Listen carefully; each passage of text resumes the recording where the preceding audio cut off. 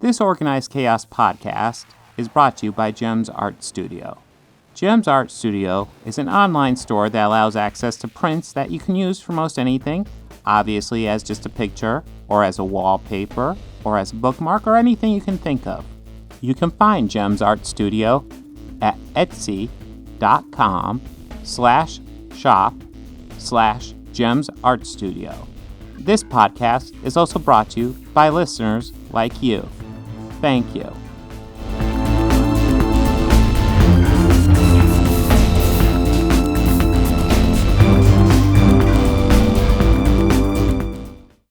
Let's dive right in. We are going to start out with the big movie from last week, Fast and the Furious. Or, it wasn't Fast, it was the title. It was F9, The Fast Saga. That was the title. Now, is there any title consistency in this series?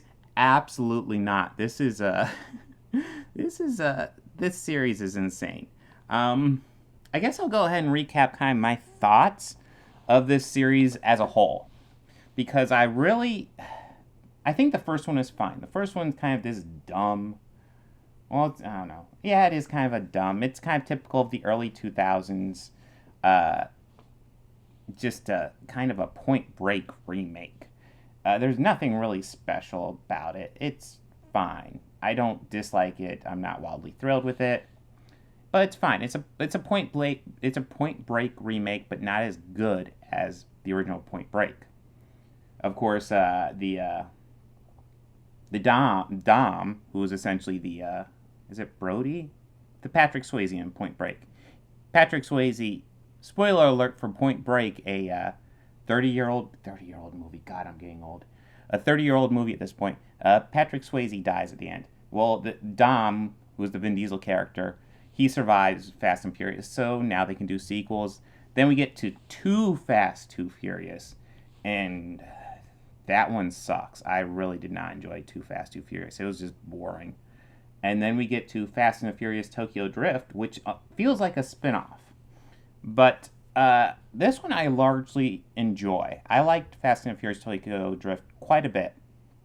And one thing I will say is that one of the supporting characters, Han, pretty much like you're okay with the movie, but when he walks in, you are instantly involved in that movie. He sells that movie so much. So even though he's not in the whole movie, you really dig it. And then it's kind of sad when he dies, but you kind of dig that movie. And then, of course, Dom gets a little cameo at the end. And then we get to Fast and Furious, because the trend at that time that movie came out was, hey, let's just title the movie the same as the original, but we're going to cut all the thes out of the title. So we end up with Final Destination instead of The Final Destination, and Fast and Furious instead of The Fast and the Furious. It was dumb. Of course, Fast and Furious titles are dumb. We're going to totally get into that.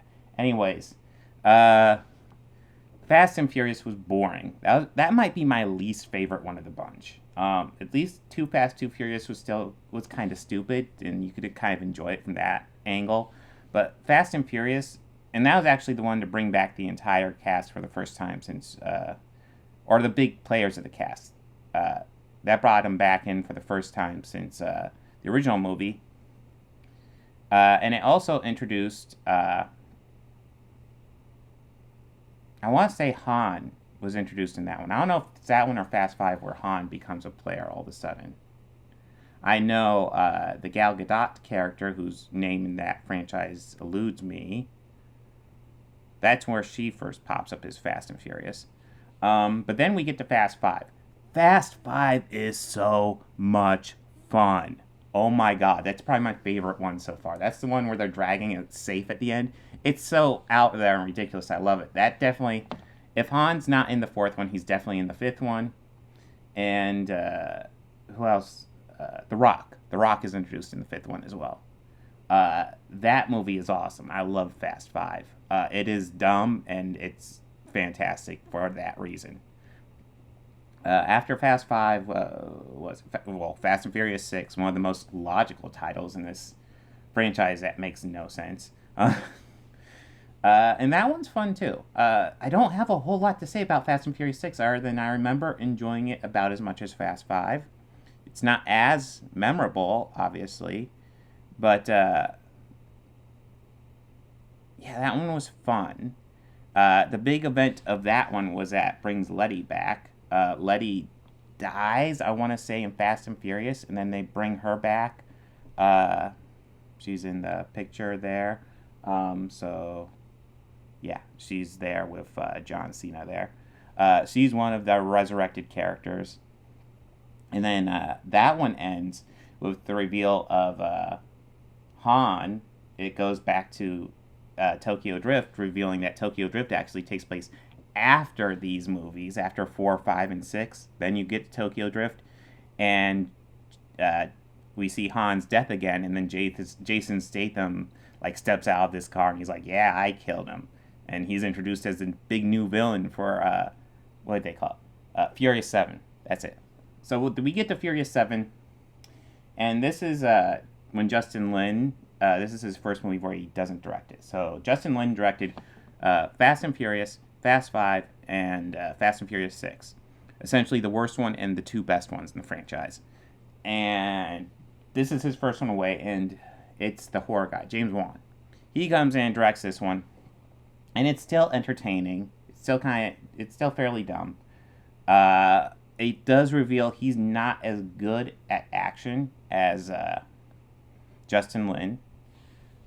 So the action in this one's not as great, which is a little bit disappointing because this is when the team kind of gets together to avenge Han and beat up Jason Statham, and it's fine. It's a letdown, I would have to say, but it's not like bad. You can still have fun with this one. That's the thing with these movies. If you're going into it looking for some sort of deep like enjoyment factor, like some sort of deep storytelling with a deep moral or anything, you're going at these movies the wrong way.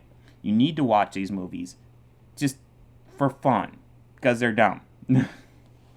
That was probably the issue with probably the first 4, less so with 3, because they take themselves too seriously. Especially, as I recall, especially the fourth one. Fourth one took itself so seriously, and it like if you look at the raw story of that one, it's fairly dumb, but it took itself so goddamn seriously. What's next? Where did I leave off? Furious 7. So after that, we get to what's next? Yeah, it's Fate. Fate of the Furious. That's the one where we get introduced to Charlize Theron as the big new villain. That is fine. It's another step down. It's not as good as Furious 7. Not as good, obviously, as Fast and Furious 6. It is entertaining. That's the one where we actually have The Rock throw a torpedo at a submarine to sink it, which is dumb.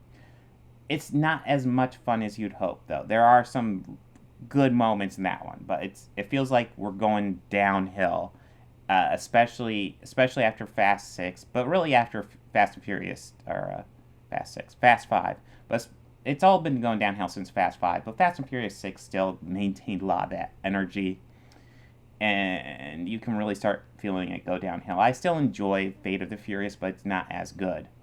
But then we get into the spin-off, which is Hobbs and Shaw. What is it called? Fast and Furious Presents Hobbs and Shaw. That's it. It's Jason Statham and The Rock in their own movie. In that one, it's still stupid. They're fighting a cyborg Idris Elba in that one. But it's kind of boring, too. Like, it's dumb, but they don't do everything they can with the dumb premise. You think, like, they're fighting this cyborg. Oh, that sounds awesome. And not really.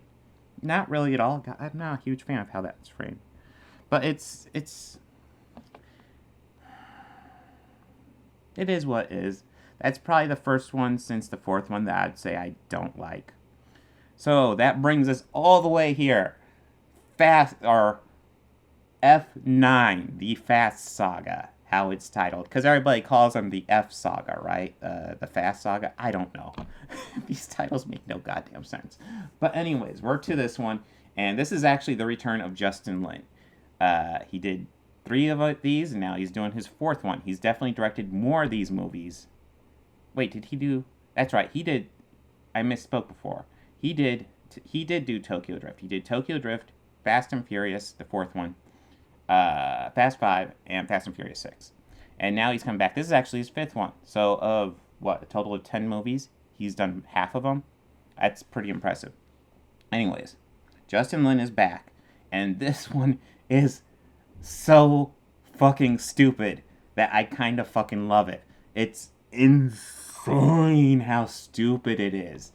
The whole plot gets kicked into gear where the team comes to Dom and his family, and they have this emergency message from Mr. Nobody saying that his plane's going down, and he is calling them for help because, as we all know, when the CIA is in trouble, no one can help them but this group of illegal street racers. They will save the day. Yay! Oh, it's so dumb. But I kind of love this. So, like, Dom is, like, researching this. And there's this focus on his necklace. That he has this cross necklace here. And there's this flashback scene where he is... he's like he sees the necklace in one of the photos from Mr. Nobody, and he's flashing back to seeing this necklace, the cross and other symbols. Like I think there's a shot of his necklace, then a shot of the similar necklace somewhere else, then a shot of just like a cross on a church. And I'm thinking, oh my God, I would love it if the big twist here was that the entire religion of Catholicism was actually invented as a secret message to Dom in this franchise. The franchise is so stupid that I would kind of love it if it took that extreme route. Now, of course it doesn't. But the fact that it crossed my mind as a possibility lets you know where this franchise is at this moment. Anyways, we have this focus on his necklace. Of course, the team goes to the plane. They have this wild chase in the jungle. They defy physics multiple times to elude the enemies. Like, there's this one time where the bridge, it does that trick. I wish I pulled up an image for this, but it does that trick where, like, the car goes on the bridge, and then the back end of the bridge blows out, so the bridge is falling, and the car has to outrace the falling bridge, which makes no sense, because what is it grabbing onto? The whole bridge is falling. It's not like it's... the car, there's no way it's fast enough. It's that half of the bridge is blown out, the car is falling, but of course it can defy physics and shoot its way across before the bridge falls all the way, because that's how the physics in this movie works. Anyways, that's not even where it gets the craziest. Slightly less crazy in that is where we actually get these shots of the John Cena character. Here, I'll go back to their image. Because we see little shots of him. He's obviously the big heavy for this movie. But we get these shots of him, and it's obviously meaningful. But his last shot is Dom chasing him, and he's chased him to this cliff. And oh my God, he's not going to get off. And he shoots right off the cliff, and a plane flies by and catches him. And somehow that's not the craziest thing in this movie by a long shot. But anyways, Dom has to suddenly stop. And...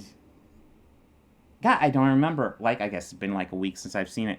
But there's this great scene where Dom is going towards that bridge that had been blown up before. And what he manages to do somehow is get a rope from that bridge. There's no way you can plan this. He gets a rope from that bridge to wrap itself around his wheel well. And then he swings the car over a cliff to another cliff. And it's, if you're thinking that makes no sense, yeah. But he does it because, you know, if you're really good with cars, you can do shit like that somehow. Of course, they survive unharmed. Anyways, there's also...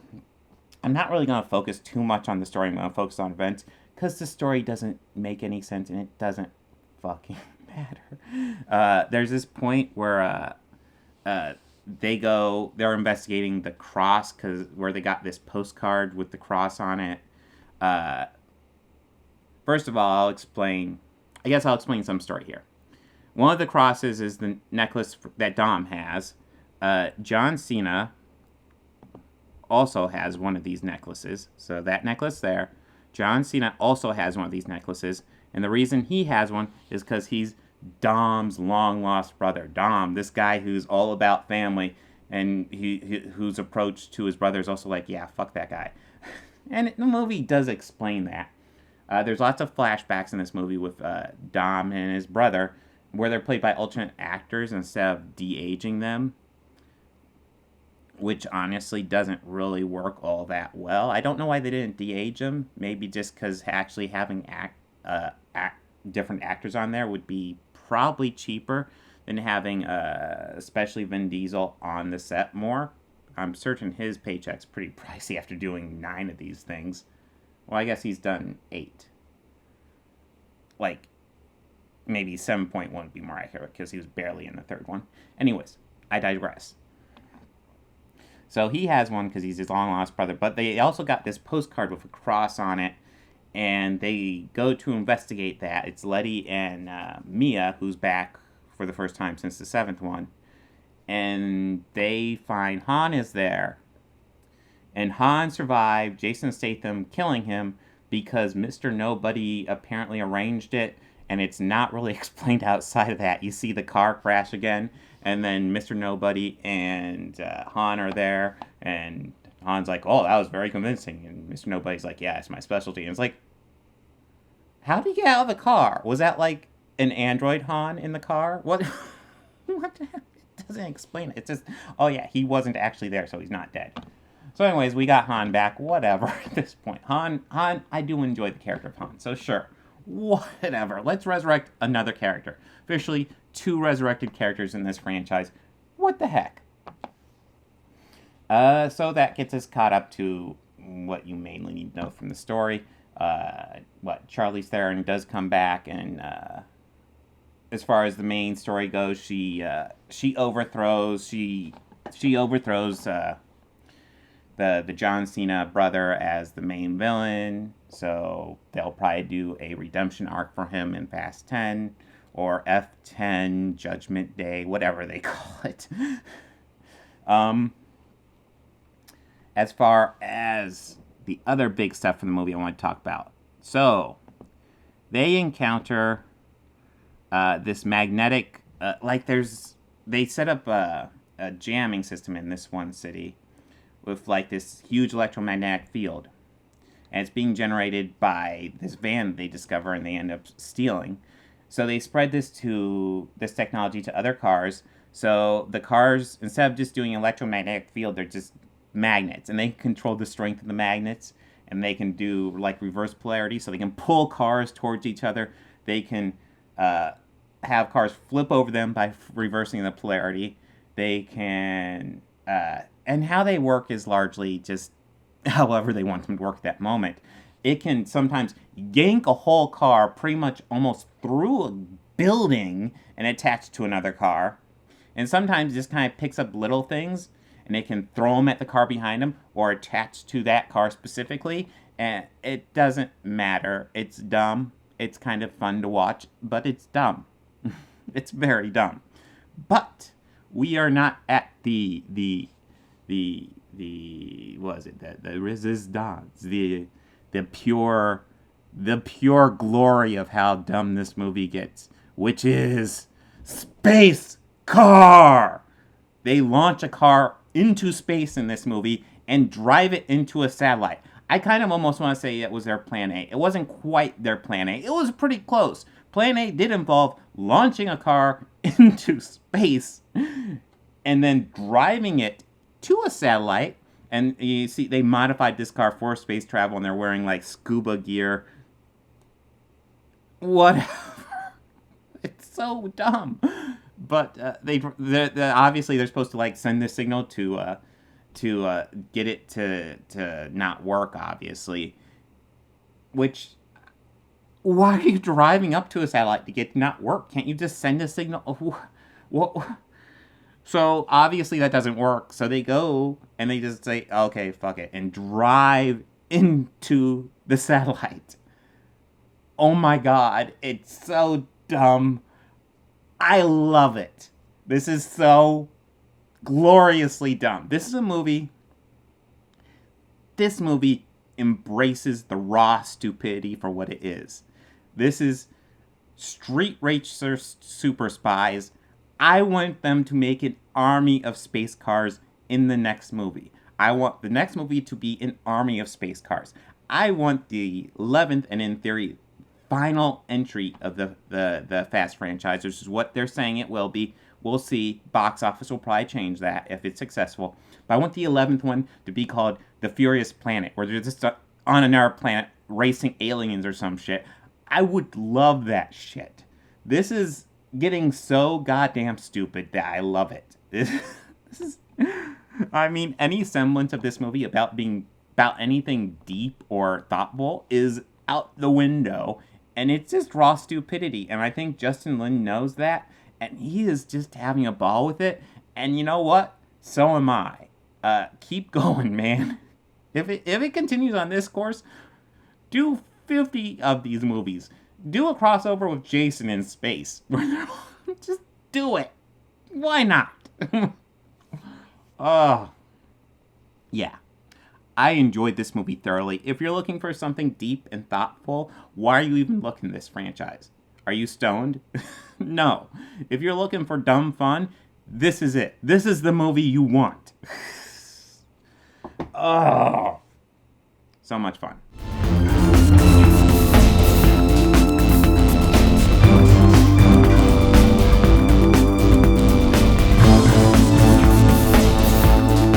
I want to go ahead and add some audio credits at the end here. The theme music you're hearing at the beginning and end of this podcast was written and performed by George Johnson, a very good friend of mine. And my current Patreons are Fel Martins, David Lara, and Lindsay Pankhurst. If you'd like to become a patron, go ahead and follow the link down below. Anything you can provide would be incredibly helpful to this channel. We're barely limping by right now. I'd love to make this my full-time job. I'm miles away from that right now. So any help you could provide, just $1 a month would be amazing. You know you want to. All your friends are doing it.